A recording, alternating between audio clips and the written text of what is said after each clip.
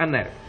అనగానే కర్ణుడు ఇక ఆలోచించడానికి అవకాశం లేక ఆయన ఏం చేశాడంటే, ఒకనాడు ఇంద్రుడు తనకి ఇచ్చినటువంటి శక్తి అనబడేటటువంటి ఆయుధం ఉంది, ఇక ఆలస్యం చేస్తే కుదరదు, ఘటోత్కచుడు మరణించి తీరాలి, ఇంతమంది ఆర్తనాదం చేస్తున్నారు, రథం దగ్గరికి వచ్చి ఘటోత్కచుడిని చంపమంటున్నారని శక్తి ఆయుధాన్ని గురి చూసి లాగి గుండెల మీద ప్రయోగించాడు. అది ఘటోత్కచుని యొక్క గుండెలు బద్దలగొట్టి లోపల నుంచి బయటికి వెళ్ళిపోయింది. ఒక్కసారి పైనుంచి యుద్ధభూమిలో కింద పడిపోయి నడుం వరకు సొంగ ఏరులా కారిపోయేటట్టుగా అందులో పడిపోయి మరణించాడు.